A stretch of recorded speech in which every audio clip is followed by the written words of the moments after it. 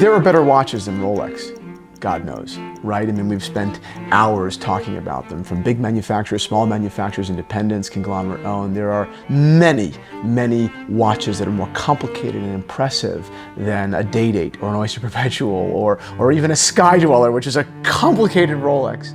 And yet still, there is something that's so magnetic about the brand, and there's nothing that I could possibly say about the brand's magnetism that hasn't already been said by me and others many, many times before. But even more special than a Rolex, I think, is a green Rolex. And that's for many reasons. One of them is because green's very selfishly my favorite color, but I do think it's larger than that. Right?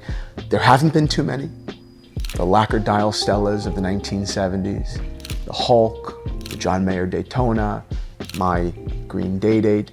But it's not about dials, really, right? It's about boxes. It's about that pit in your stomach. I might even cry before you open up that watch that means so much to you.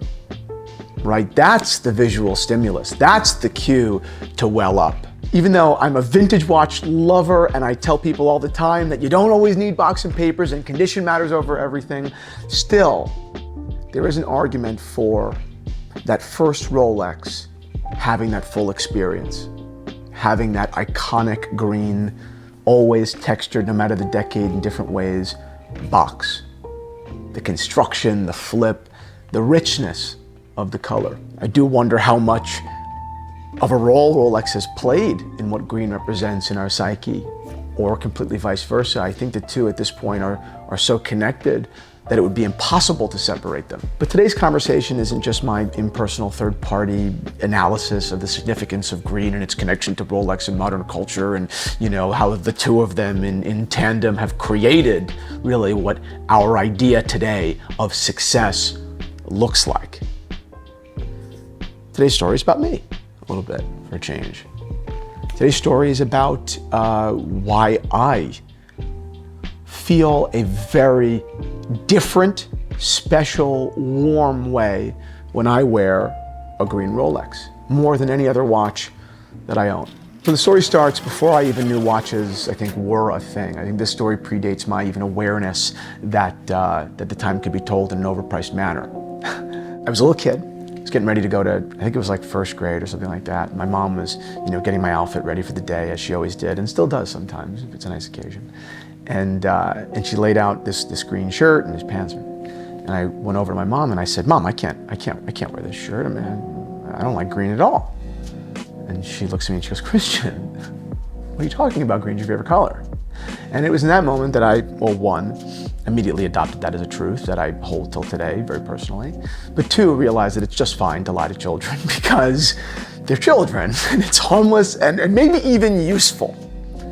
And in that moment, green did become my favorite color, and I wore that shirt not only that day, but incessantly thereafter. And everything that I wanted to buy from thereafter was green, and I thought that it was my thing. I didn't really realize that green is owned by the entire world, and anyone's favorite color can be green, and there's actually nothing particularly, mine about it. But that connection was so personal and always has been. It's literally never stopped. So when I wear my Day-Date, which now has a whole other level of meaning, right? This level of meaning that, signifies my career in this industry, right? The Day-Date is not only an icon of watches, but is a funny mental exercise to understand, right? Because there are better watches, and it is the best Rolex, right? It has always been a crown jewel of the collection, right? Long before the Daytona, was elevated to the status it is today. The Day-Date was the original. The Day-Date was the original president's watch. It was the leader's watch, right? The watch that was worn by, folks who were listened to and leaned on, right? By anybody and everybody, right? Citizens of the world, sure. And even though there are better watches, to understand that there actually aren't better watches in a different way, from a different angle. If there aren't watches that represent that any better, there aren't more comfortable watches that represent that same message. I mean, that is to absolutely have gone through this industry, right? That is absolutely, right, to have learned about, loved, learned to hate, and then re-admire the Rolex brand. And it's not embodied in any watch more than the Day-Date.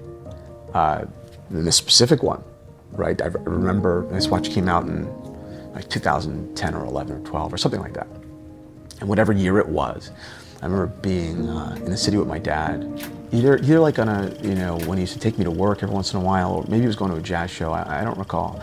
But we were in Midtown Manhattan, and he would always take me into watch stores. Again, I was a kid, so, I didn't have Theo and Harris, that's for sure. This certainly predated Theo and Harris.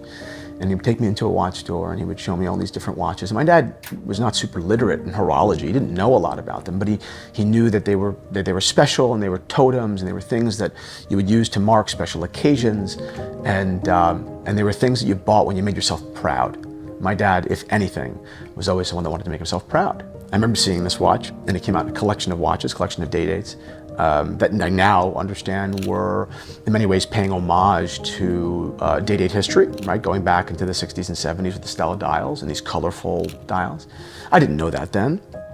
I just thought they were absolutely beautiful, and they were beautiful gold Rolexes, but even more than that, they weren't the gold Rolexes I'd seen before. They weren't with the bracelet, with the yellow dial, and those day dates, those classic presidential watches, are amazing, and I love them. I absolutely love them, and I admire them all the time. But that is certainly the watch. This model in color and in strap is divergent, right? It doesn't scratch the itch completely. It's the sort of watch you buy after you buy the standard issue, right? The classic day date. So to wear this in many ways is to kind of imply that you've been around you've kind of been around the industry for a while and had a bunch of things, and now you buy weird stuff, nuanced stuff that really appeals to you, stuff that isn't generic. And do not be confused. I admire the classic no frills day date completely. Champagne dial, Tony Soprano, Red Glengarry Glen Ross. It's a perfect watch, but there's something a little bit more interesting, or a little bit more detailed, or weird, maybe even a little bit ugly about the day date that I chose when I chose to add a day date to my personal collection. And it was really just a couple of months after I added the Oyster Perpetual to my personal collection. It's 36mm steel OP, a watch that doesn't appeal to me as much, like in respect to the rest of my collection. It's not precious metal, it's not square, all these things that I generally buy, but it had that Kelly green color. It had that Kelly green color that I just always felt was mine, right? That I kind of owned it. I was a shareholder in the color green, right? And the brighter and the louder, I suppose, the better. There's not much in the watch world that's more special than a Rolex, in a very just human, almost primal way. And there's not much objectively more Rolex than a green precious metal Rolex. And that's all well and good. But there's certainly nothing that makes me feel or puts such kind of a tremor and timbre in my voice than precious metal Rolex that brings me back to my parents and the way that I was raised, and my gratitude for them. So Mom and Dad, if you're watching, I know you are, I love you. That's it. Get out of here.